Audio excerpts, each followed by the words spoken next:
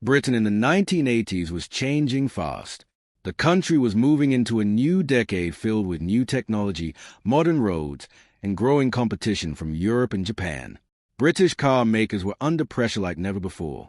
Buyers expected better quality, better reliability, and more value for their money. Yet Britain was still home to some of the world's most famous car brands. Many new models arrived with bold promises. They featured modern styling, exciting advertising, and hopes of restoring Britain's reputation for building great cars. Some looked futuristic. Others carried legendary names from the past. But not every new model lived up to expectations. Some suffered from poor quality. Others were outdated before they even reached showrooms. A few simply promised far more than they could ever deliver. Today, we're counting down 10 of the most disappointing British cars of the 1980s.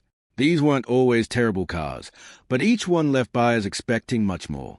Let's begin with number 10. Number 10, Yugo.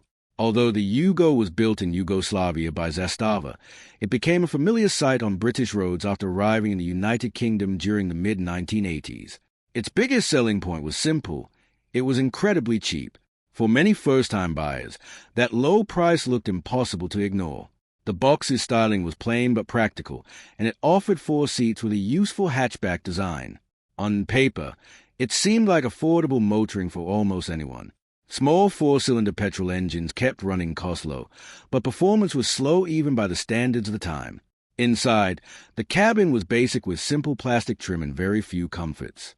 Everything felt built to meet the lowest possible cost.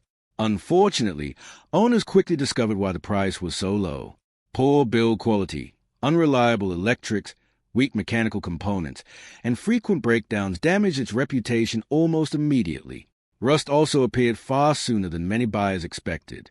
The Yugo became one of the cheapest cars you could buy, but it also became one of the least trusted. Instead of proving that affordable transport could still be dependable, it became a symbol of cutting too many corners. Number 9. Reliant Rialto. Reliant hoped the Rialto would improve the image of its famous 3-wheel cars. Introduced in 1982, it replaced the Robin with sharper styling and a more modern appearance while keeping the same unusual 3-wheel layout. Its lightweight fiberglass body helped keep fuel economy impressive. Power came from a small 4-cylinder engine that was economical rather than exciting. It was perfectly adequate for gentle driving but never offered much performance. Inside, the Rialto was straightforward and functional. Visibility was good, and there was reasonable luggage space for such a small vehicle. Despite the improvements, public opinion never really changed. Many people still viewed it as unstable, unusual, and outdated. Although careful drivers often found it perfectly usable, jokes about 3-wheel reliance followed the car everywhere it went. Instead of changing the company's image, the Rialto simply reminded many buyers why they had chosen conventional 4-wheel cars instead. Number 8. Austin Ambassador. The Austin Ambassador arrived in 1982 as a replacement for the Austin Princess. British Leyland hoped the new hatchback would finally compete with successful family cars from Ford and Vauxhall. Compared with its predecessor, it offered a far more practical rear hatch and several useful improvements. Its familiar 4-cylinder engines provided reasonable everyday performance, but they were already beginning to feel outdated compared with new arrivals. Inside, passengers enjoyed generous space, soft seats, and a comfortable ride. Families appreciated the roomy cabin and large luggage area. Sadly, those strengths were not enough. The styling lacked excitement, and buyers still remembered British Leyland's reputation for inconsistent quality. Foreign competitors offered better reliability, stronger resale values, and more modern engineering. The Ambassador quietly disappeared after only a short production run, becoming one of the forgotten family cars of the decade. Number 7. TVR Tasman 200. Few British sports cars looked as dramatic as a TVR Tasman. Its sharp wedge-shaped body, pop-up headlights, and low driving position made it appear every bit the serious performance machine. Many people expected thrilling speed. Instead, the Tasman 200 used a 2.0-liter Ford Pinto 4-cylinder engine, producing around 105 horsepower. While dependable enough, it struggled to deliver the performance that the aggressive styling promised. The interior featured leather trim and a driver-focused dashboard, giving the car a premium sporting atmosphere. The handling remained enjoyable, thanks to TVR's lightweight construction, But buyers couldn't ignore the lack of power. Many believed the Tasman deserved a stronger engine from the beginning. Later V6 and V8 versions improved the car significantly, but the early four-cylinder model had already disappointed many enthusiasts who expected much more from such an eye-catching British sports car. Number 6. Morris Italy. When the Morris Italy arrived in 1980, British Leyland hoped buyers would see it as a completely fresh family car. In reality, it was heavily based on the older Morris Marina. Italian designer Giorgetto Giugiaro updated the exterior with cleaner styling, making the car appear newer than it really was. Several familiar four-cylinder engines were offered, providing acceptable everyday performance without standing out in any area.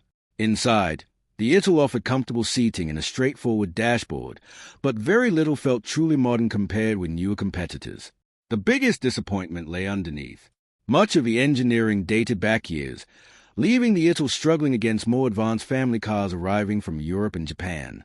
Buyers quickly realized that the attractive facelift could not hide aging mechanical foundations. Sales were respectable at first, but the Italy never escaped comparisons with the Marina it was supposed to replace. Number 5. Milligram Metro. The Metro was already one of Britain's best-known small cars when Milligram introduced its sportier version in 1982. The famous Milligram badge had built its reputation on lively roadsters and exciting performance cars. Naturally, buyers expected the Milligram Metro to become a true British hot hatch that could challenge the best small performance cars of the decade. Under the bonnet was a 1.3-litre four-cylinder engine producing noticeably more power than the standard Metro. It offered brisk performance around town and was certainly quicker than the ordinary model. Inside, the Milligram Metro received sportier seats, a 3-spoke steering wheel, clearer instruments, and distinctive trim that gave the cabin a more youthful feel. Despite these improvements, many enthusiasts felt something was missing. Compared with rivals like the Volkswagen Golf GTI and Peugeot 205 GTI that arrived later in the decade, the Milligram Metro lacked the sharp performance and excitement buyers expected from such a famous badge. It was enjoyable to drive, but it never quite delivered the thrilling experience that the Milligram name promised. The later Milligram Metro Turbo finally added much stronger performance, but by then many enthusiasts had already been left disappointed by the original version. Number 4. Austin Allegro. Although the Austin Allegro first appeared in 1973, it remained on sale until 1982, making it part of Britain's early 1980s motoring scene. Few British cars have attracted as much criticism. Austin designed the Allegro as a modern family car, but its rounded styling divided opinion from the very beginning. Instead of looking fresh and elegant, many people thought it appeared awkward and unusually shaped. A range of four-cylinder petrol engines gave the Allegro acceptable everyday performance, but none made the car especially exciting. Inside, early models featured the unusual Quartic steering wheel, which was intended to improve visibility but confused many drivers. Later cars returned to a conventional round steering wheel. The cabin itself was reasonably comfortable and practical for family use. Its biggest problems came from inconsistent build quality and reliability. Owners frequently reported faults, while a high-degree suspension system sometimes created expensive maintenance issues if not properly cared for. Although thousands were sold, the Allegro became one of the strongest examples of British Leyland's struggle during this difficult period. Even today, it is often remembered as one of Britain's most disappointing family cars. Number 3. Triumph Acclaim. When the Triumph Acclaim arrived in 1981, it represented something completely different.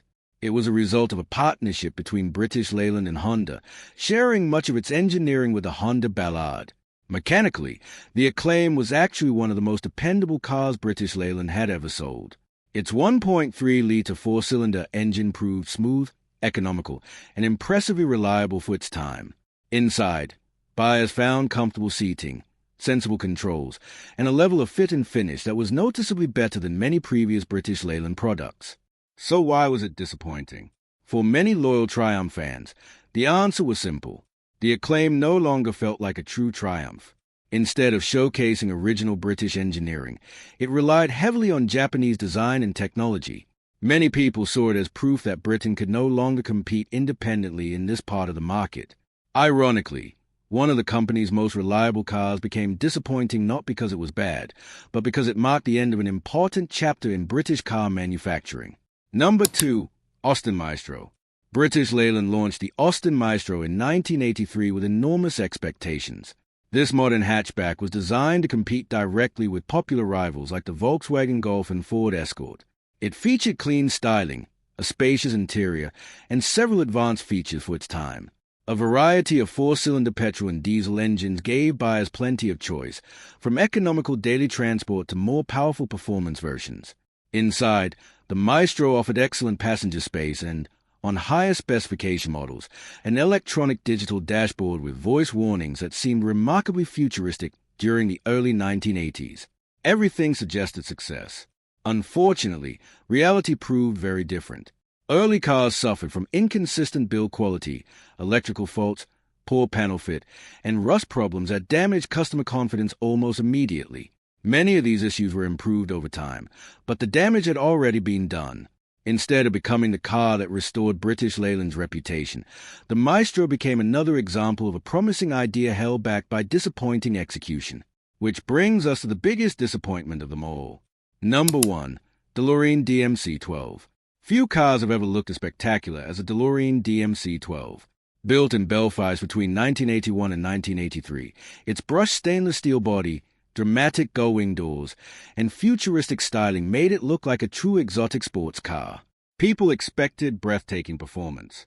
Instead, the DeLorean used a 2.85-liter Peugeot-Renault V6 engine, producing around 130 horsepower. While smooth enough for everyday driving, it simply wasn't powerful enough to match the car's dramatic appearance or premium price. Inside, the cabin featured comfortable leather seats, modern instrumentation, and a driving position that made every journey feel special. Sadly, the excitement often ended once the car was on the road. Performance was slower than many sports cars, costing far less, and early production models also suffered from quality control issues. Financial troubles of the DeLorean Motor Company soon brought production to an end after only a short time. The DeLorean eventually became one of the world's most famous movie cars thanks to Back to the Future, but during its own lifetime it failed to meet the enormous expectations surrounding it. Looking back today, these cars remind us that bold styling, famous names, and exciting promises do not always guarantee success. Some struggled because of poor reliability. Others relied on outdated engineering, while a few simply failed to deliver the performance buyers expected. Even so, every one of these cars tells part of Britain's fascinating motoring story. They reflect an industry fighting through one of its most difficult decades, searching for answers in a rapidly changing world. And perhaps that's why these disappointing cars are still remembered today, not because they were perfect, but because they remind us that even failure can become part of automotive history. Thanks for watching, and we'll see you again as we continue exploring the unforgettable stories behind Britain's greatest cars.